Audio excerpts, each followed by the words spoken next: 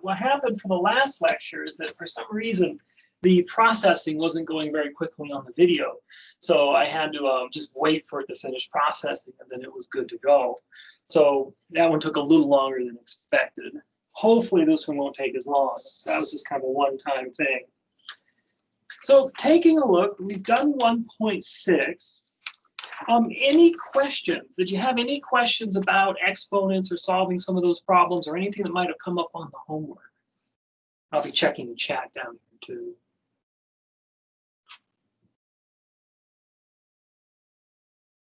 All right.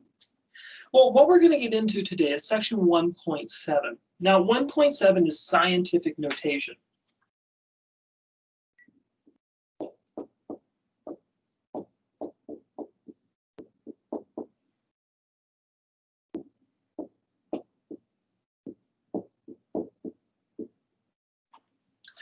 So scientific notation is a way of writing really large or very, very small numbers in a compact form. So let me give you an example of what we're talking about. Let's say we start with the number 3.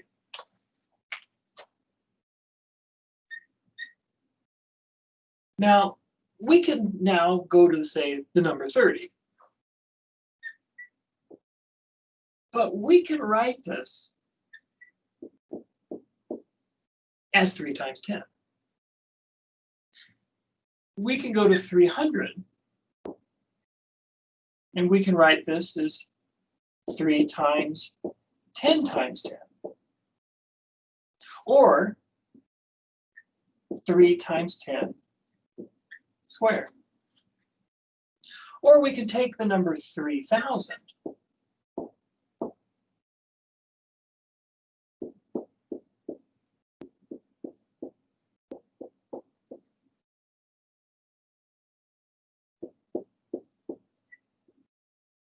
We can write it as 3 times 10 cubed. When we write a number in this form, this is what we call scientific notation. Where instead of writing out the whole number with all the zeros, we put it in this form. So, for example,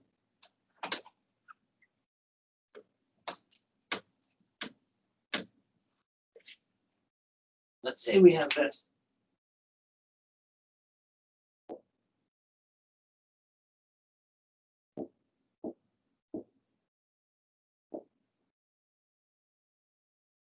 This is 4 million. Now, we can write this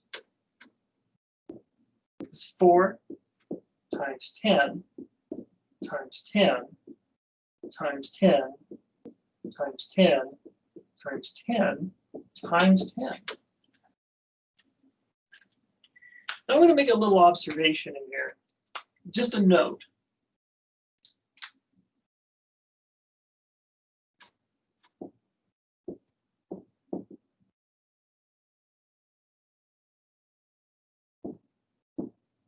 Each 0 in 4 million represents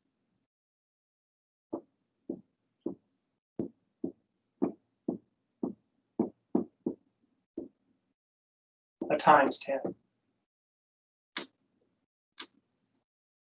So I just want to make this little note kind of in the middle of my calculation.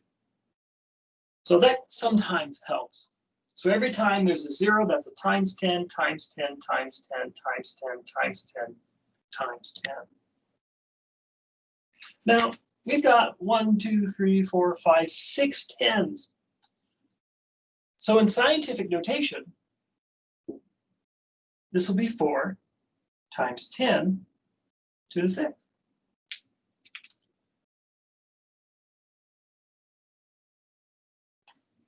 So what am I getting at with this? Well, this is the generic form for scientific notation. Let me give that.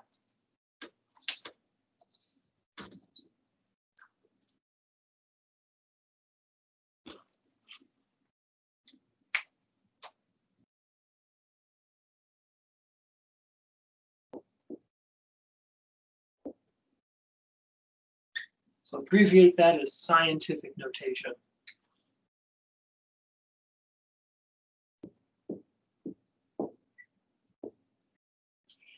It's a times 10 to the n. Now, a is a real number.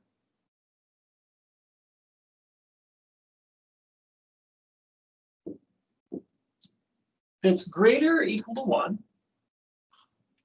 but less than 10. And then n is an integer. And if you recall what integers are, they're the negative, 0, and positive whole numbers. So these are your integers. So what we try to do is we try to find a number between 1 and 10. It could be equal to 1, but not equal to 10. And we write that number times 10 to some power. That is something in scientific notation. Now, let me do another example.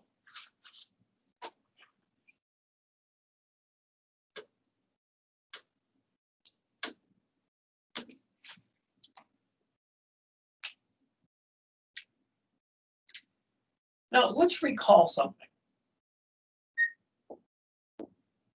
And this might have been a while.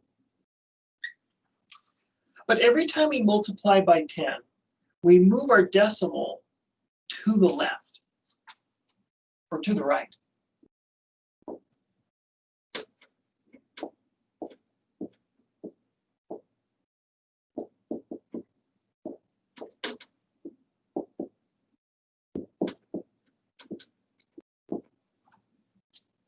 And then every division, in fact, I'll do this. Every division by 10 moves decimal to the left.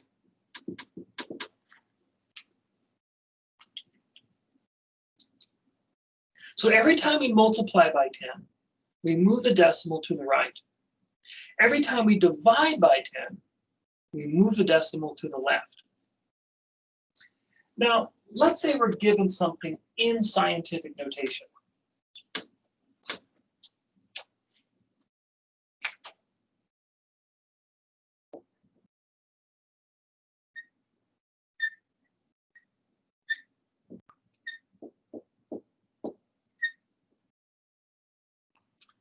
Let's say we have something like this. Well, what we're looking at, this right here is times 10, times 10, times 10, times 10. So we have 4 tens. So if we want to convert this number out of scientific notation,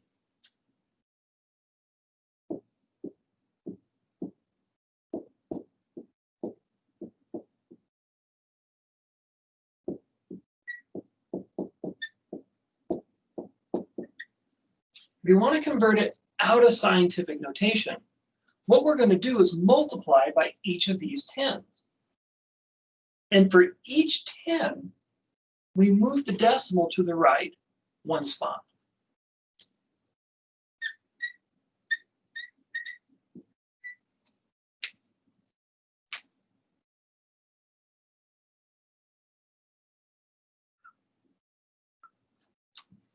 So we've got a couple blank spots. So we got to fill those in. And we fill those in with zeros.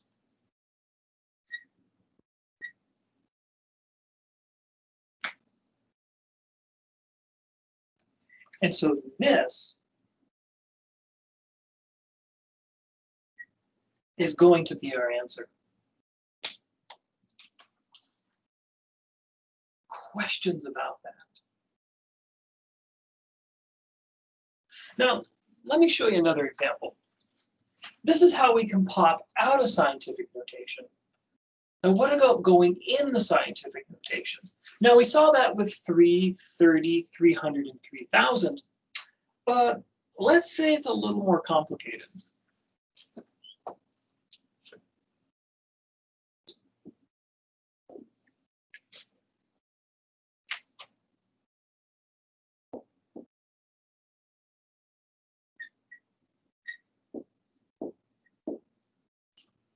Now, let's take a look at this. This could be 3,200 times 10. Or this could be 320 times 10 times 10. For every 0, we're getting a times 10. Or 32 times 10 times 10 times 10. Now, for scientific notation, we want to get a number between 1 and 10. 32 certainly doesn't cut it. So what we can do, we can say 3.2 times 4 tens.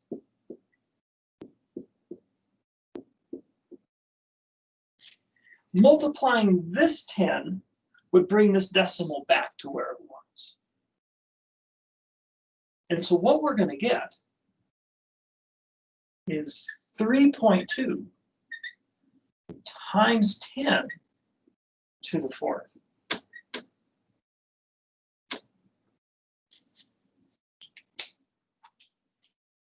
So that's going to be our answer. Now, what we're seeing is this. There's a shortcut to this. And let me go through the shortcut.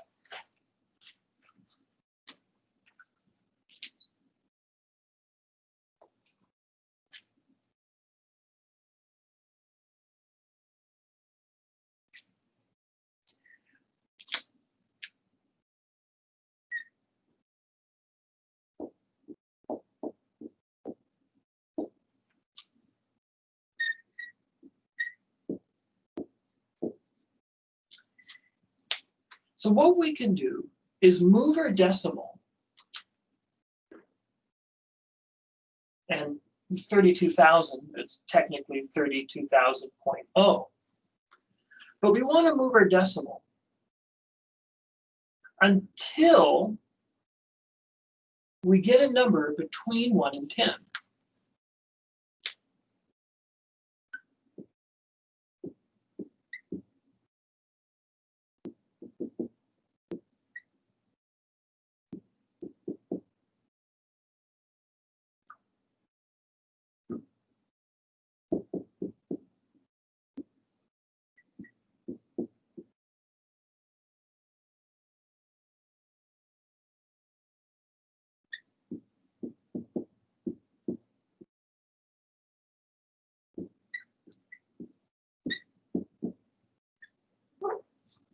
And so in this case,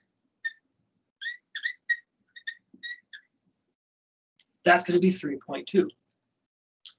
And I want to insert something. We want to move the decimal, in this case, left. We want to move our decimal to the left until we get a number between 1 and 10. In this case, 3.2.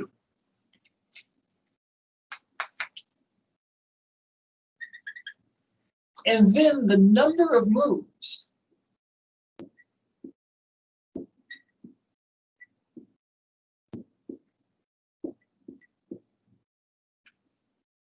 is n.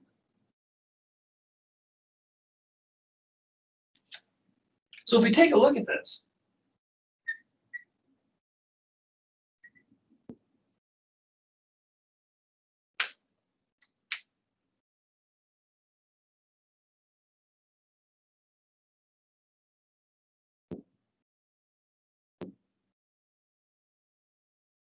we had to make 4 moves with our decimal point. So that means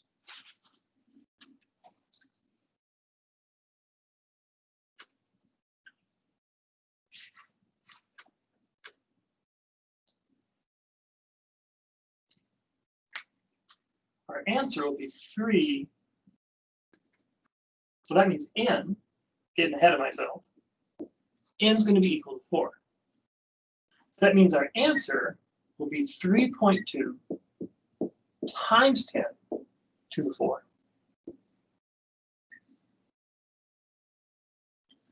So we want to use that shortcut when working with scientific notation. I'll go through the steps again.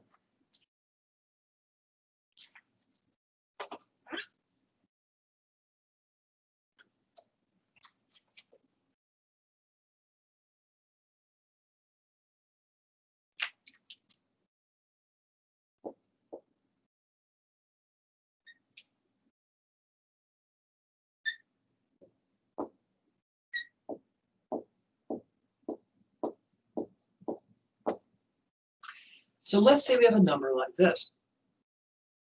Well, using our shortcut, first off, remove decimal to get that number A.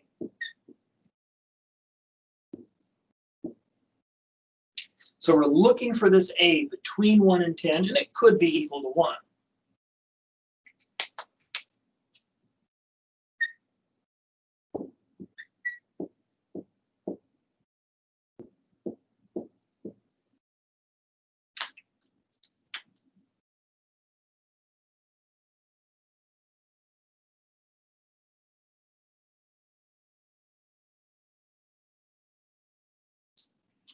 So we've made 10 moves.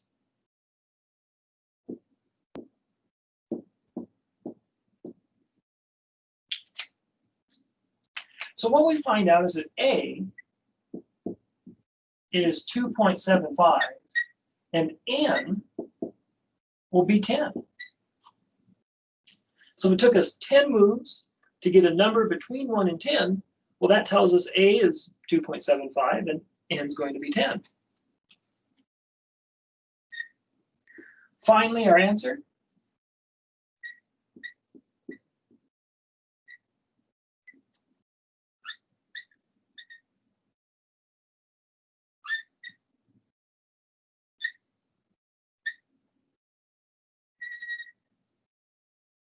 That's going to be our answer. So any questions about that? We're checking the chat down here too. All right. So this is how we work with big numbers. And if you notice what we do in scientific notation, it's mostly going to be zeros back here, and then we have some digits here that aren't zero. And that's what we use scientific notation for. It's a way of really not having to write all those zeros. And some numbers have colossal zeros. In fact, let me pull one up here. Let me make sure I've got it right. I'm just going to look it up here real quick. It's been a while since I've had chemistry. So let me look up Avogadro's number.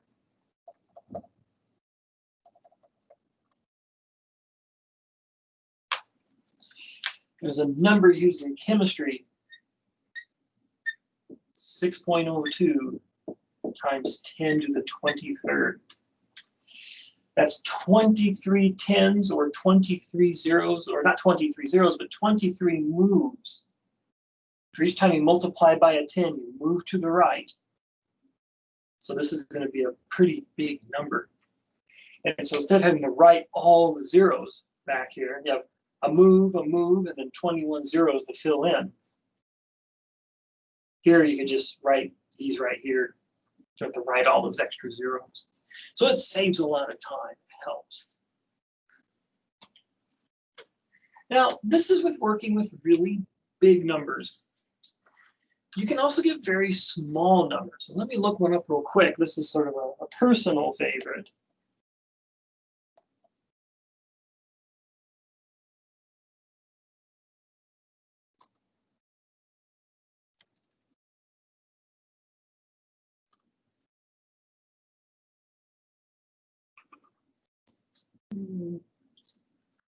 So I'm going to round this one off a bit.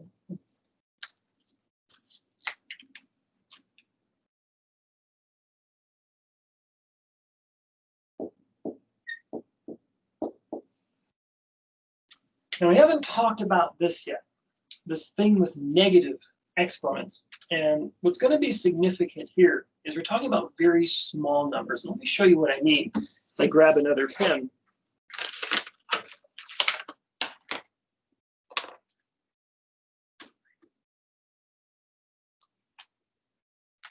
So, division by 10.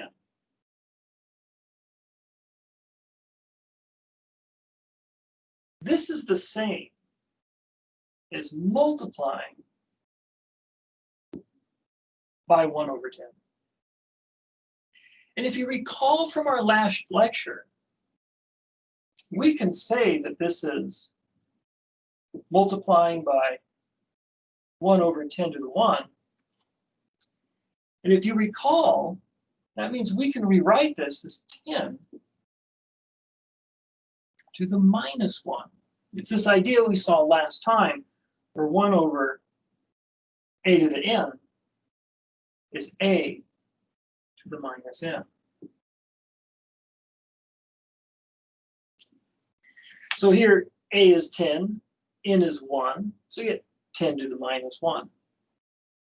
So dividing by 10 and multiplying by negative 10 to the minus 1 are the same thing.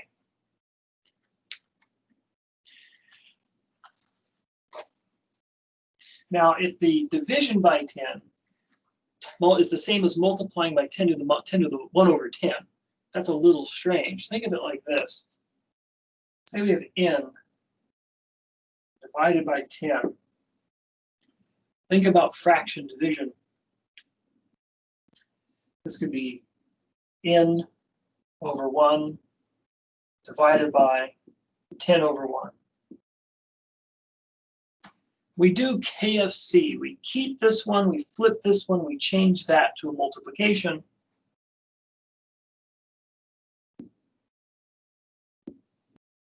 And n divided by 1 is just n. So sure enough, that's what we end up concluding.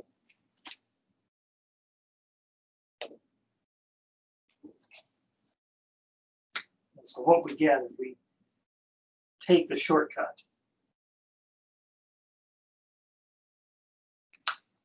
Division by 10 is the same as multiplying by 1 over 10. And then 1 over 10 is 1 over 10 to the 1, which is 10 to the minus 1.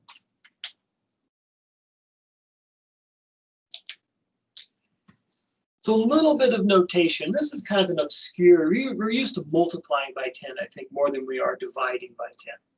So to get that effect of dividing by 10, there's different ways you can do it. You can multiply by 1 over 10 or multiply by 10 to the minus 1.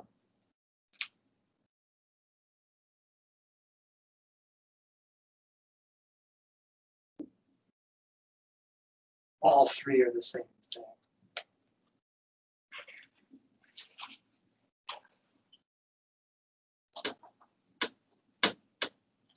So using that fact, let's start with 3 again.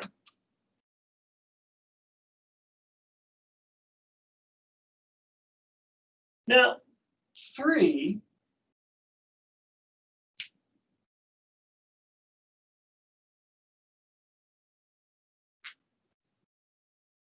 if we divide it by 10,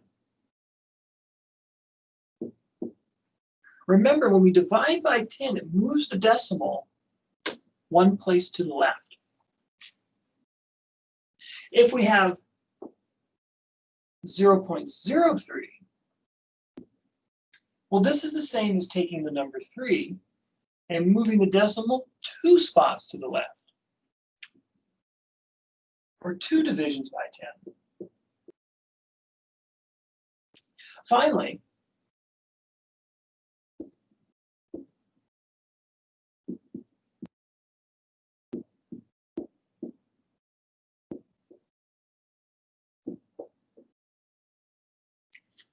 0.003.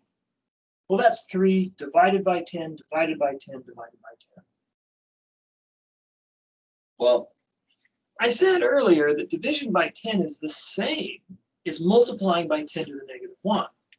So I'm going to go through this again, except using that fact to help.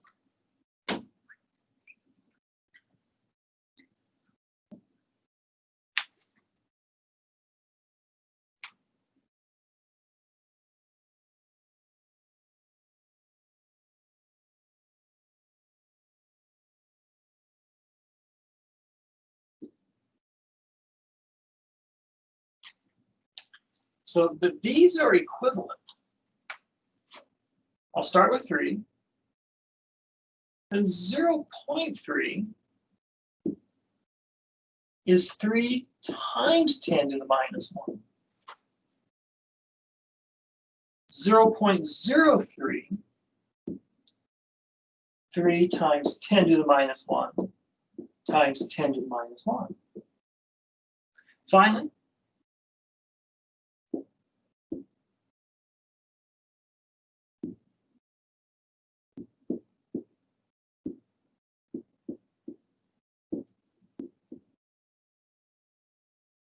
.003 is times 10 to the minus 1 times 10 to the minus 1 times 10 to the minus 1. So what we can do is we can rewrite these. And sorry, I'm going to do what they call board surgery. There's something else I wanted to do.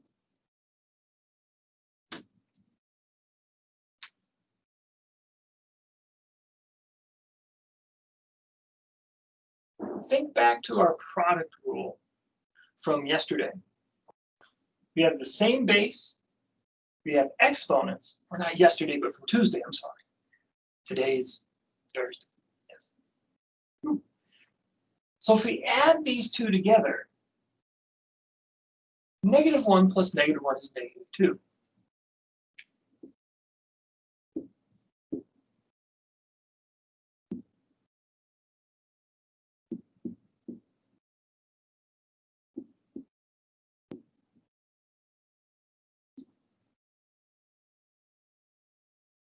And same thing here. -1 plus -1 plus -1 is -3.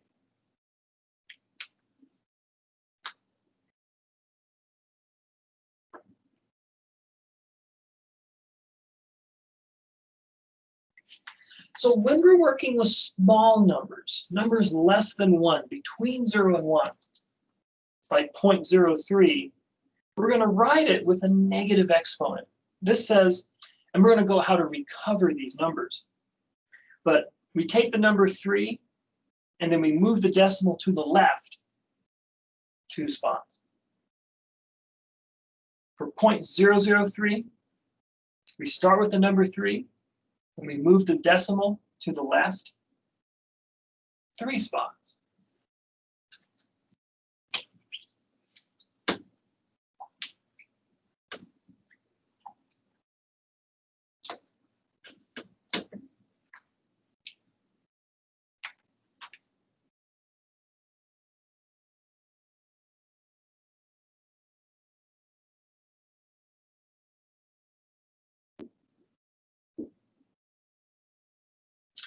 So let's say we have something like this.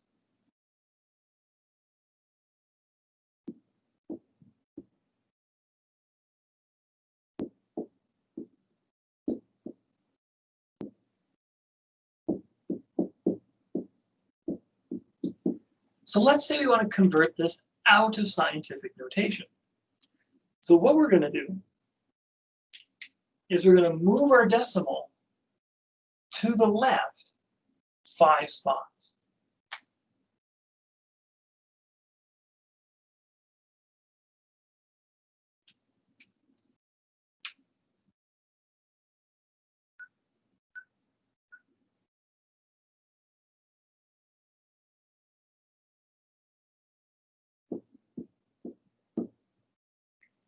Now we got to fill in these spots with zeros.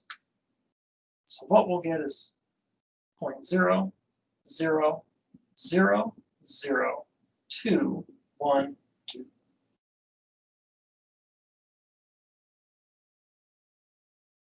And that's going to be our answer.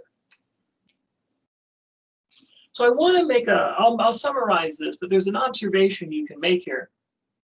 If our number in scientific notation, if it's negative, if we want to pull the number out of scientific notation, a negative exponent means we move to the left. But if you have a positive exponent, we're going to move our decimal to the right. And I'll summarize that a little later. Now, what about putting small numbers into scientific notation?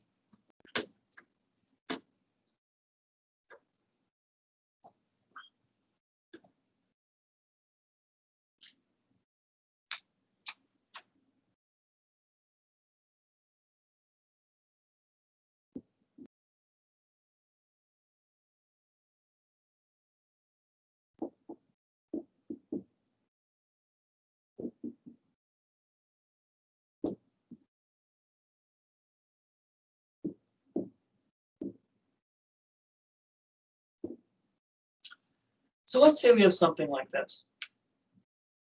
Now we could write it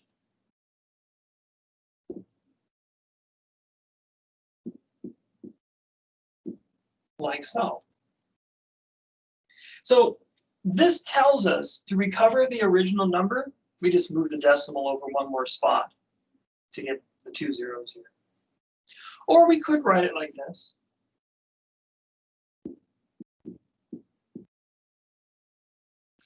So this means we move our decimal 2 spots to get the original number. Now, we could also do this.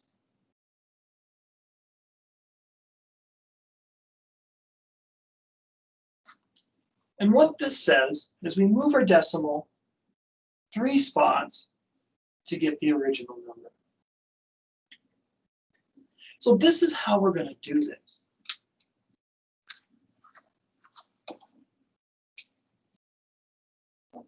First off,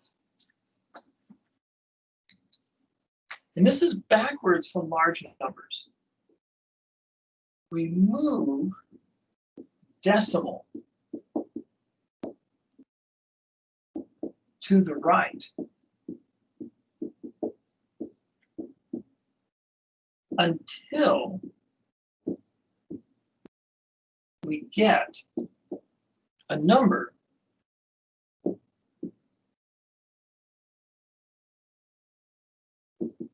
between 1 and 10. Now, for large numbers, we move the decimal to the left. In this case, we're going to be moving it to the right.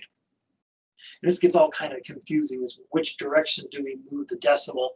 Well, it depends if we're going into scientific notation or coming out of it. Here we're going into it. We're now going in. And then the number of moves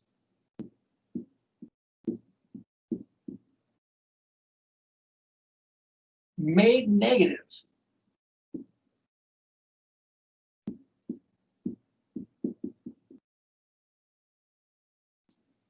is the exponent. Now, I think in the text, they might refer, they use a and n also, but I think for small numbers, they say negative n. So I'm just going to say negative, the exponent needs to be negative for small numbers. So let me show you what I mean. And then any questions about that first? All right.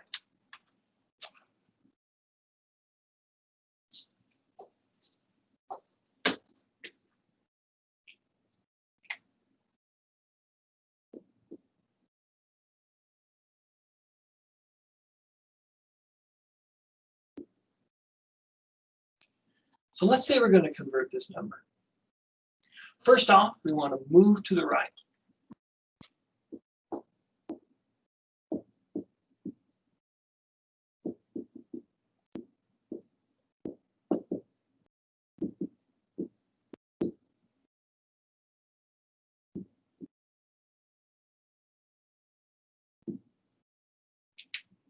And again, let me do one last thing. I want to make sure the inequalities here.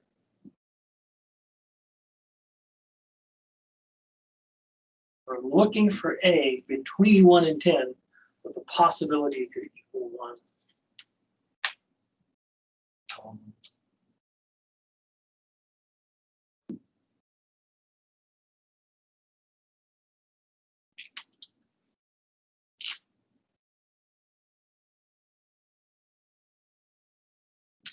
So we're going to move our decimal 5 times. We get 5 moves.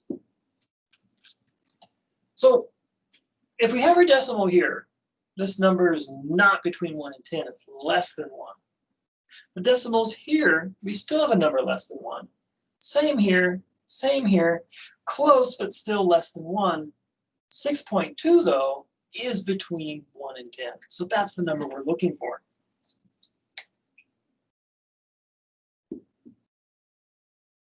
And since we're dealing with a small number, our exponent's going to be -5. We make it negative.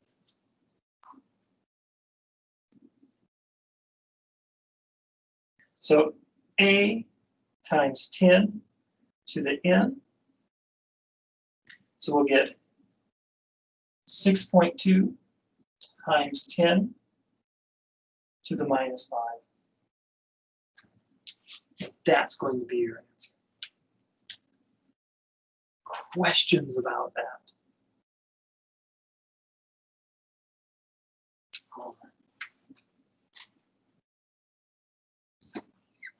So let me summarize this.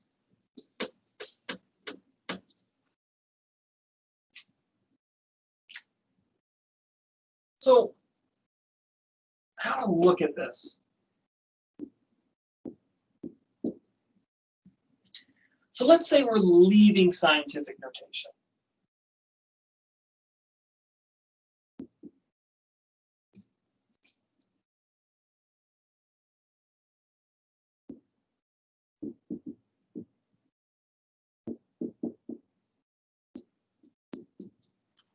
We're leaving it. So let's say we have like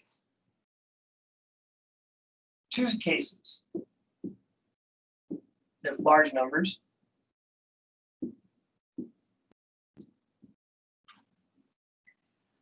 So for large numbers, we're going to move the decimal to the right as many times as the number n.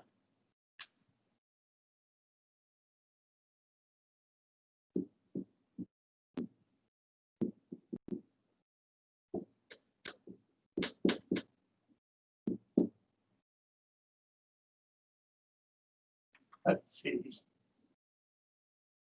n times. We'll move the decimal to the right n times. So for example,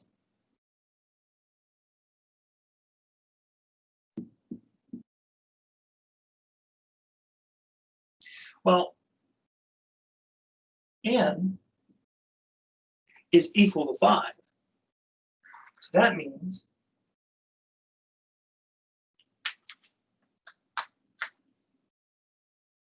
one, 2, 3, 4, 5. So we get 3, 1, 0, 0, 0, 0.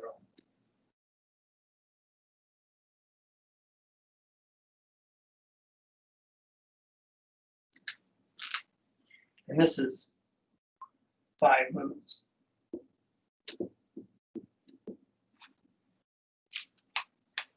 So for large numbers, that's how we leave scientific notation. Now for small numbers,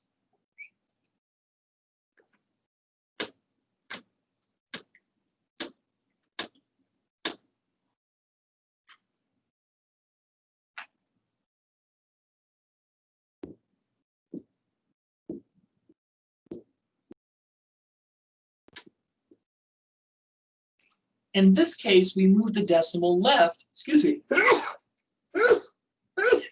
sorry. We move the decimal left positive n times.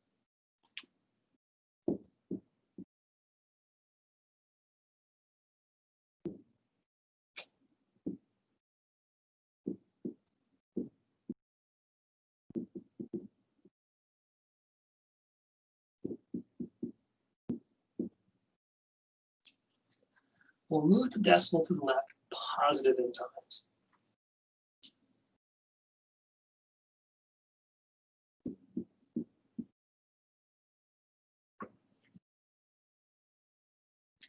So we'll move this decimal left.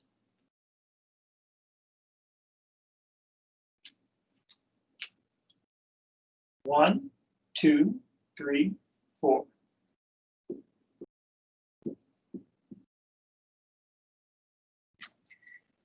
And we fill in the zeros. We have 1, 2, 3, 3, 1. There's the decimal. And then customary mathematics, put a 0 there too for the ones place.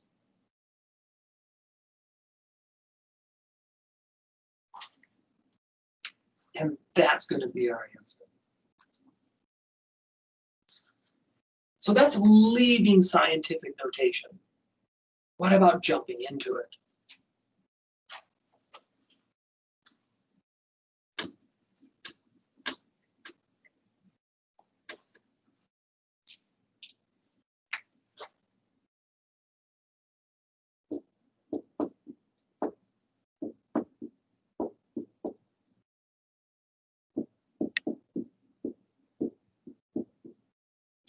Going into sign on.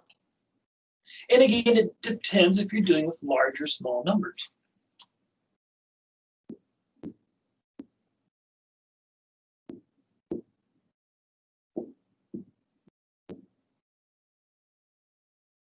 So for large numbers, we're going to move our decimal to the right n times.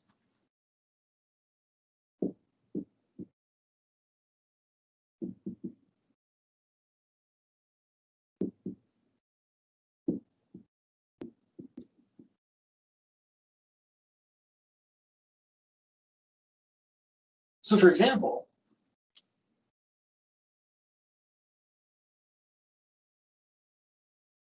we have something like this.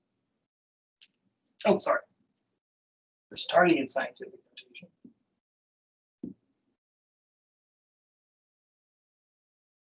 Oh, wait, did I? We're going into, I'm sorry. Getting my left and my right. Let me think about this. Yeah, that's right. Oh, no. Apologize, I'm getting my lefts and my rights mixed up. We're going to go left in times. So when going out of scientific notation, we go right for big numbers and left for small numbers. When we're going into it, we're going to go left for big numbers and right for small numbers. Things get switched. So let me show you.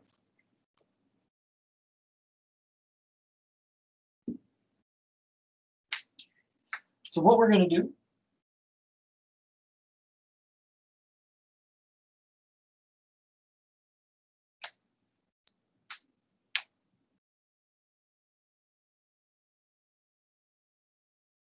again, we're trying to get that number between 1 and 10.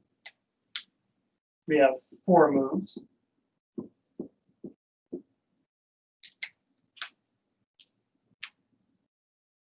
And this becomes 3.1 times 10 to the 4.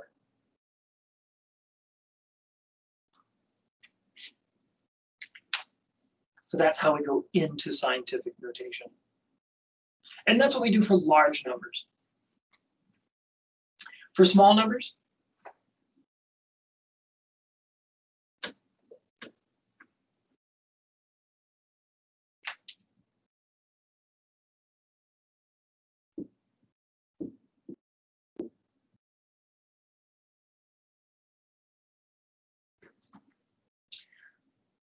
we move positive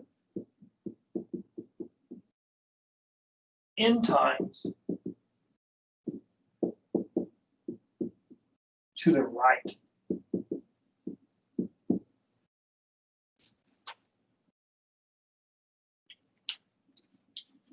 We're going to move positive n times to the right. So what does this look like?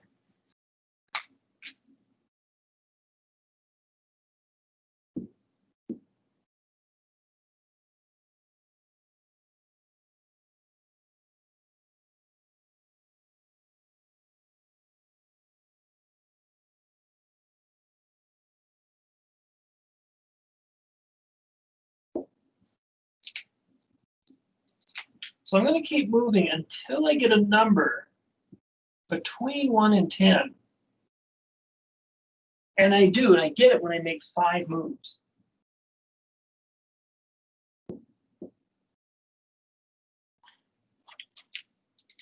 So this says my answer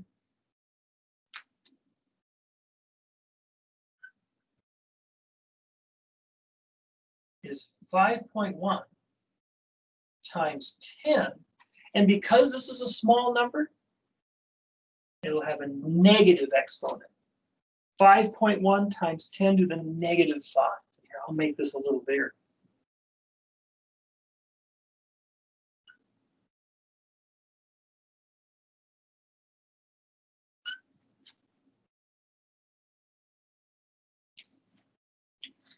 And then that would be our answer. So that's the issue with scientific notation. If we're jumping into scientific notation, for large numbers, we move our decimal to the left. For small numbers, we'll move our decimal to the right. If we're exiting scientific notation, it gets reversed. For large numbers, we move the decimal point to the right. For small numbers, we move the decimal point to the left. And we use n, the exponent, to tell us how many times we need to move our decimal. Or when we're jumping into scientific notation, we move our decimal until we get a number between 1 and 10. And then n will be the number of moves. If it's a big number, n will be positive. If it's a tiny number like this, n will be negative.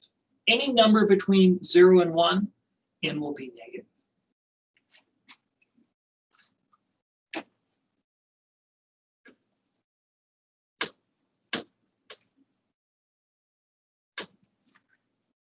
So let's take a look. Now we're going to deal with some operations involving scientific notation. So multiplication.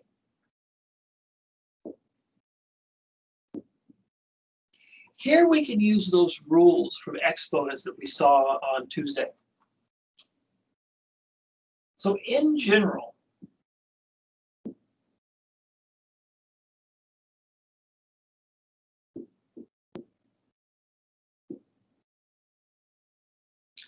if we have a times 10 to the n and b times 10 to the m, what this is equal to is a times b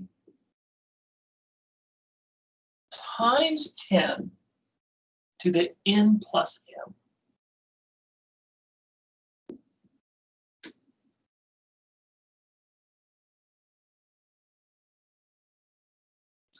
So that's how we multiply numbers in scientific notation.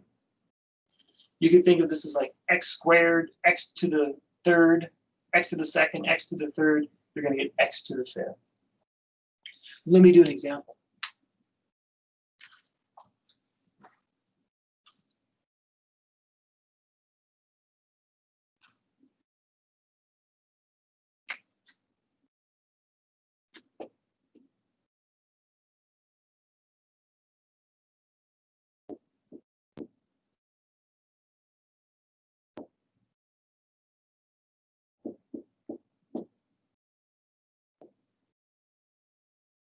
So what we'll get is 3 times 2 times 10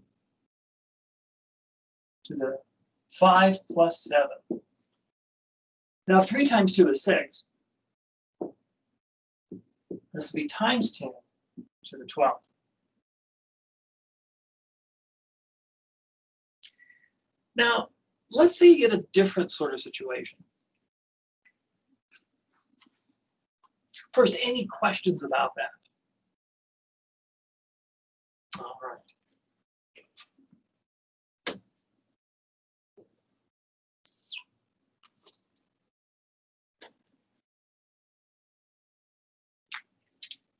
Let's say you have this.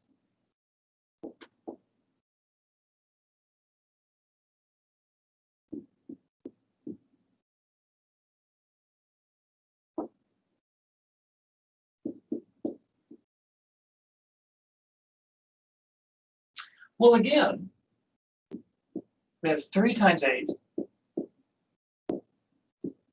and then times 10 to the 8 plus 6. So this will be 24 times 10 to the 14. But there's a problem with this. 24 is not between 1 and 10.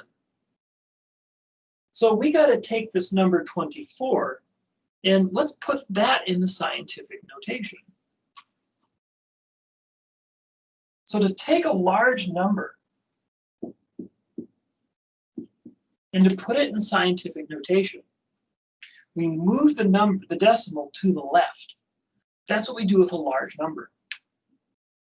We move the decimal once to the left, and we'll get 2.4. And since we made one move, this will be times 10 to the 1. And now we got to multiply these two. So this will give us 2.4 times 10 to the 1 plus 14, or 2.4 times 10 to the 15. And here I'll illustrate that we move this decimal one move.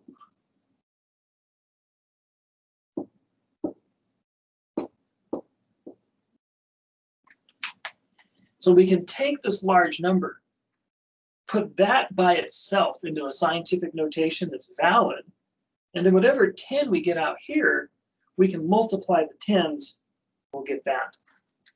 Now, if you want to do a shortcut with this, and this is I would recommend,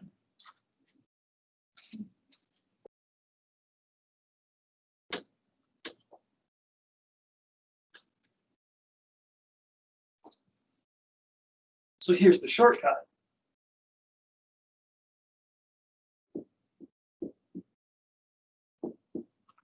So again, 3 times 8.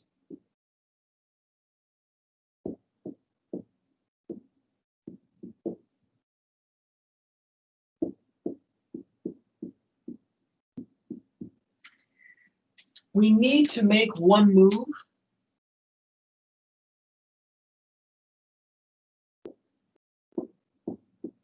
So this will be acceptable. And so that one move, we add here.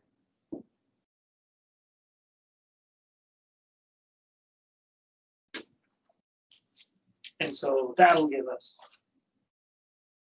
2.4 times 10 to the 15.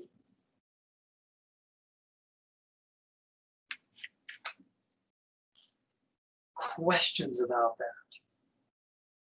So again, these little shortcuts, especially if you're working in a lab, like you could be doing this in a chemistry lab, like we could, hopefully in the spring we'll be all in person and you'll be able to work in your chemistry lab.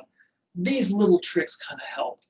But I also want to show you what's going on in the background. But this is a little shortcut that makes it a little easier.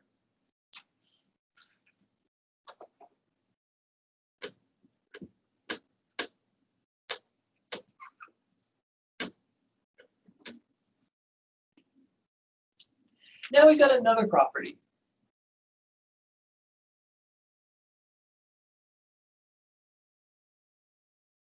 And so let me give a header for this one. This is division.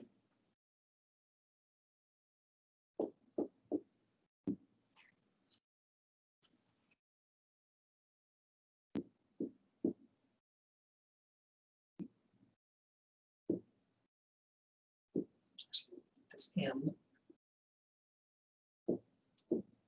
Trying to be consistent with the text. Well, we'll divide A and B. But then, as you recall perhaps from Tuesday, top will always subtract the bottom. Doesn't matter if the bottom's a big number and that's a small number. Doesn't matter if this is negative and that's positive. This will always subtract that.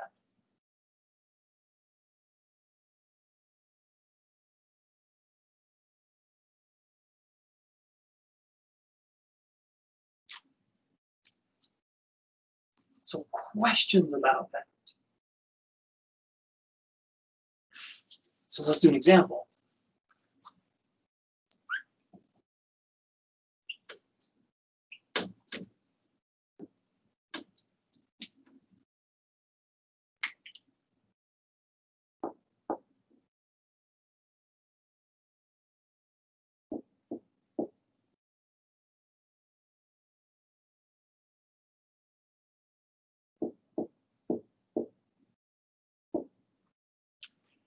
So let's say we have something like this. Well, we're going to divide 8 and 2.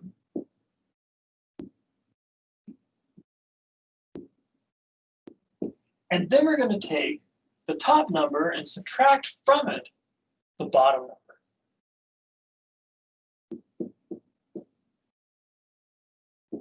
So this will be 4 times 10 to the 11.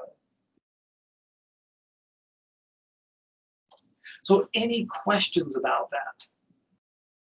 We're just sort of following the formula in this case. All right. So things can get a little tricky here.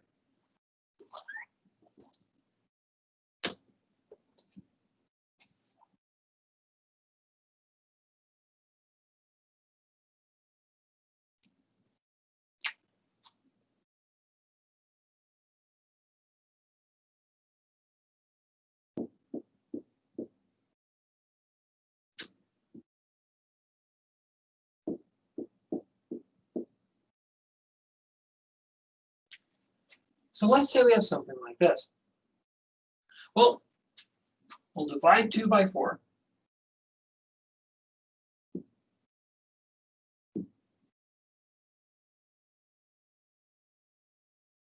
get 14 minus 5. But 2 divided by 4 is 1/2. And let's convert that to a decimal. If you convert 1/2 to a decimal, you get 0.5 times 10 to the 9. Well, for scientific notation, we want this number between 1 and 10 and possibly equal to 1. So what we can do is take this 0.5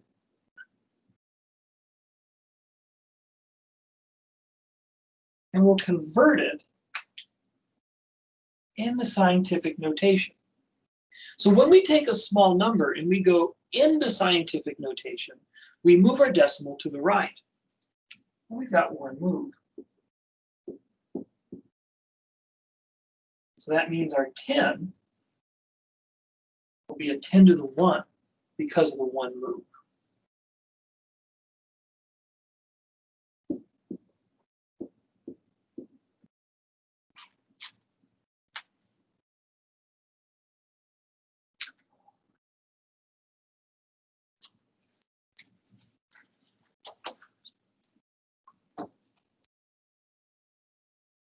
And it's not just going to be positive 1. Maybe I'm getting ahead of myself here.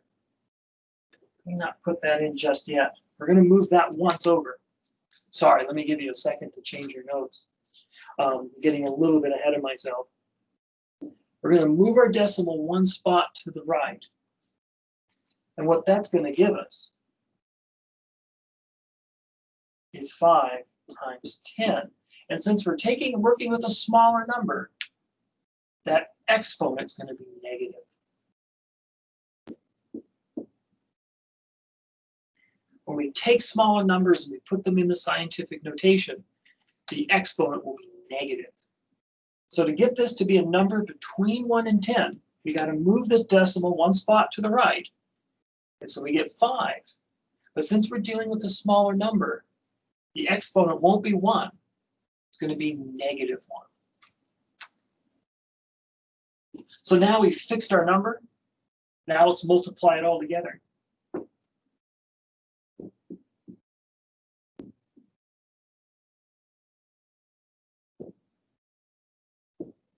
Oh, plus 9.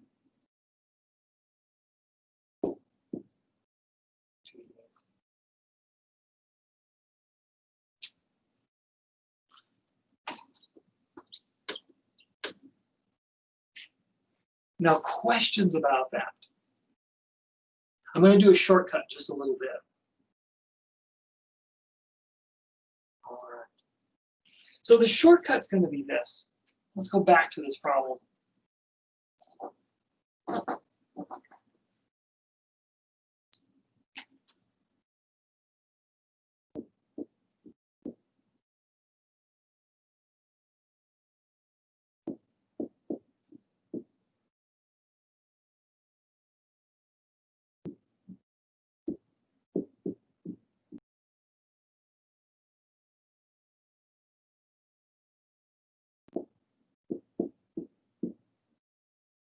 So we get this. So to convert this into proper scientific notation, we need one move to get a number between 1 and 10, but then with that one move, we're going to add a negative 1.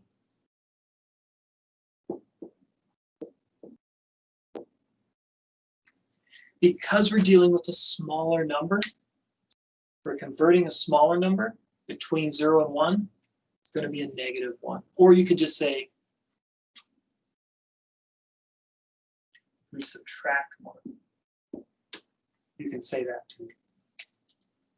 And so what we'll get is 5 times 10 to the 8.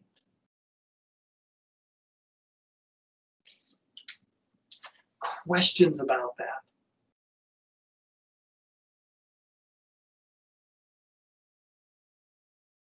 All right. So that's the story with scientific notation. Again, if any questions, let me know. So that's going to put us into chapter 2. Now, typically, what we'll do is we would do the test after chapter 2. Let me think about that. I'm very tempted to want to try to do the test after chapter 1 if I can, just because I don't want to cover so much material and then test you on it. So I am going to start with chapter 2 today, and then we will stop and we'll take a look at probably reviewing and doing the exam. I think it'd be better to do it that way. So first off, we want to talk about things called functions and relations.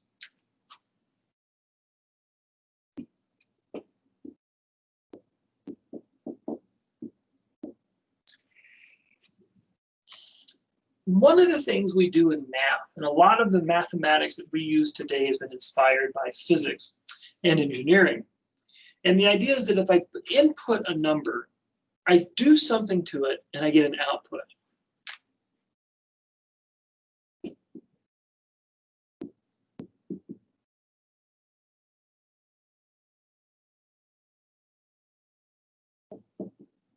I input too big. I spelled with E. Okay, let me clarify that again. Sorry. I think we're coming to the end of the week and I'm getting my end of the week stumbled. So what we're going to do, we have the input. I did it again. Sorry. I think I might need a nap or something. So input into the relation, and we get an output.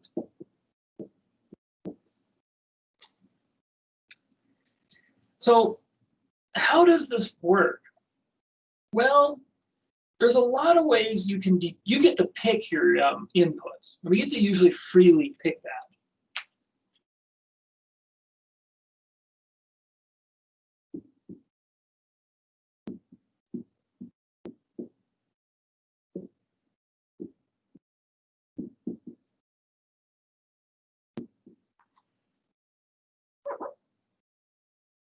So we usually get to freely choose our inputs. And for this reason, we refer to an input as an independent variable.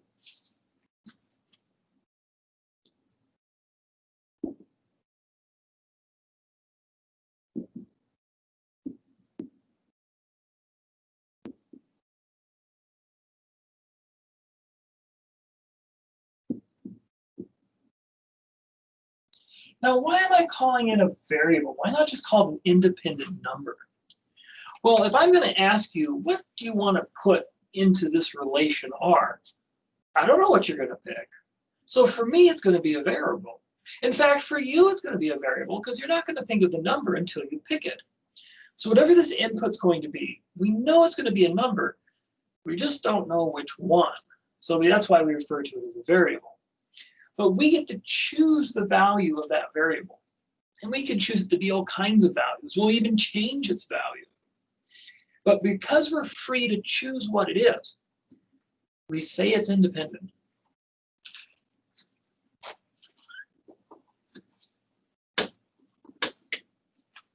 Now the output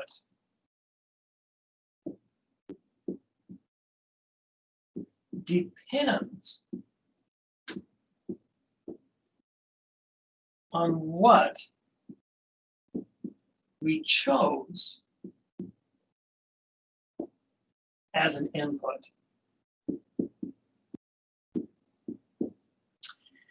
The output depends on what we chose as an input. So because that's the case, because we have to choose the input, but we got to take whatever output the input results in. We just have to kind of live with it. We call this output a dependent variable.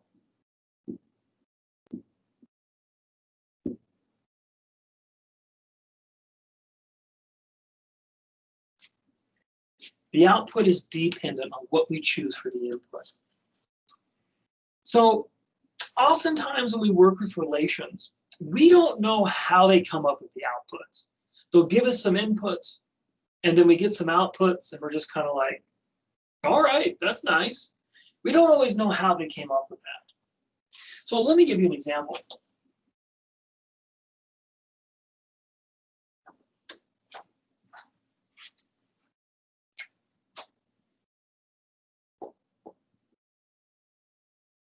Let's say we put in a 1, and we get a 10. We put in a 2, and the output's a 20. We put in a 3, and the output is 7. So who knows what's going on here?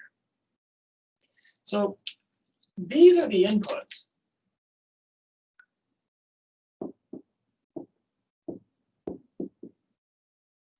These are the outputs. Now, the way we typically describe this, we can do what's called a domain and range chart.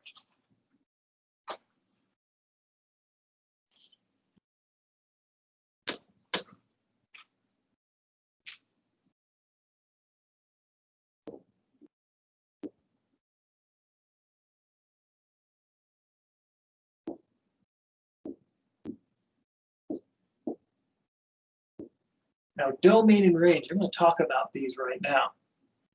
So we take all of the inputs.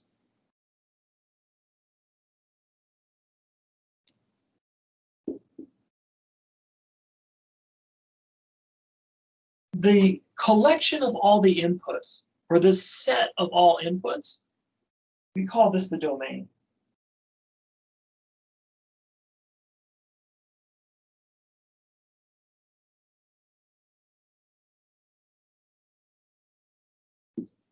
And the set of all the outputs, we call that the range.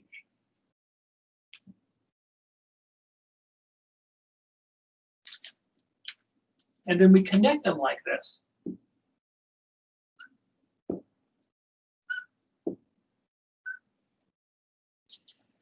So this would be a domain and range chart. Now, there's another way of doing this.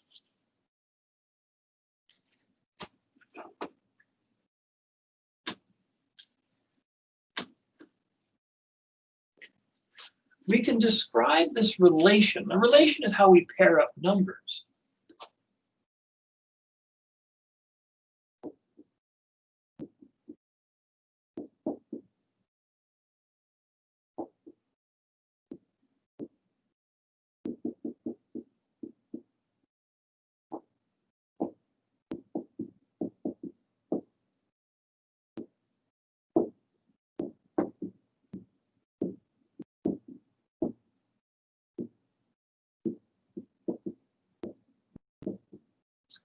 So a relation is the particular pairing of inputs and outputs. So in that relation, we had 1 paired to 10, 2 paired to 20, and then 3 paired to 7 for some reason. Now, a relation is a particular pairing. There's another way to represent the pairing.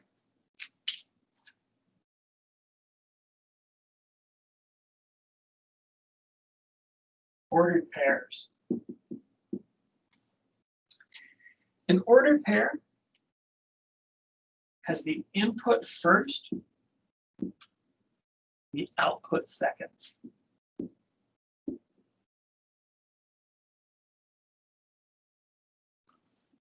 This is exactly the same as what we did with functions earlier.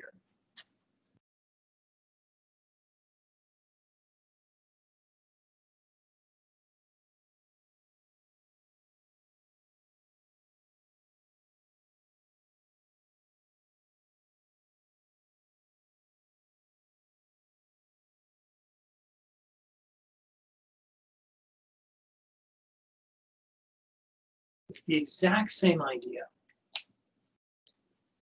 So we can represent relations as domain and range charts. We can do that. But we can also represent them as ordered pairs.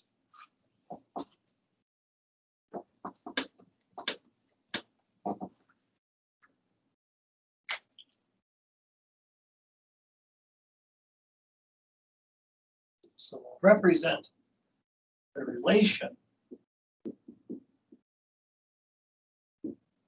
as a set of ordered pairs. So if we do that, what we'll get, this is again that curly brace that represents the beginning of the set. 1 and 10, 2 and 20, 3 and 7. So that's how else we can represent the relation. So finally, we can represent the relation as a graph.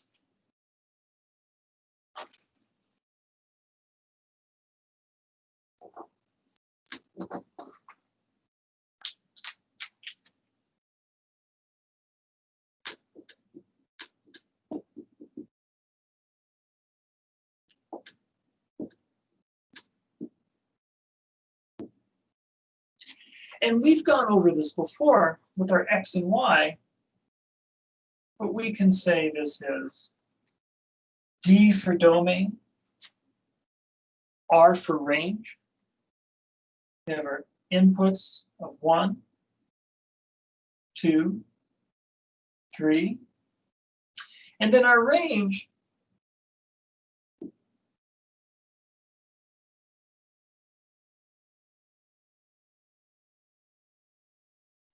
well, we have 1 and 10.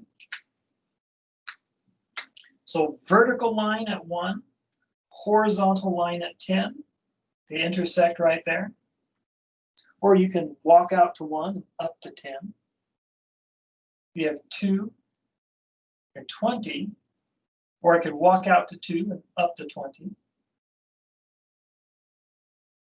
And then I have 3. Oh, sorry, 3 is vertical. And then 7's right about there, so I'm going to kind of eyeball it.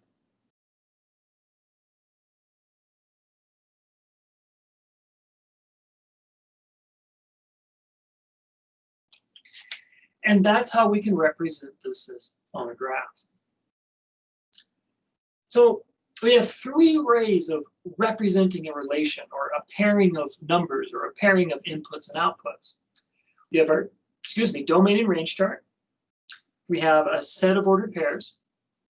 And then finally, we can do a graph of the domain on the horizontal axis and the range on the vertical axis. So either way, we can come up with different ways of looking at this relation, how the numbers in this particular example were paired up. And here, I'll just label these if it helps. This is 220, 1 and 10, 3 and 7. So questions about that? So we're over time, so I'm going to stop there for today. What we're going to look at in the rest of this section, we're going to go back to function notation. We've already talked about this actually. So if you want to, you actually have all the information to finish 2.1. What I'll do is on Tuesday, I'll review this. I'll go over it real quick, how function notation works. I'll do an example. And then we'll move on to 2.2, or I'll have to see what I want to do with this test. I'm very tempted to want to just do an exam. So we'll have to talk together about that, see how we're going to do it. But other than that, that's it.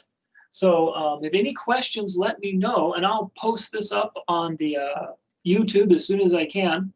And that's going to be it. Other than that, have a wonderful afternoon. Stick around if you have questions. And I'll be starting the office hour. I have an office hour. I had one this morning. I have another one this evening at 2:30 in about 12 minutes. So if you want to wait till the office hour, you can. But just click on the office hour link under Start here, and I'll see you then.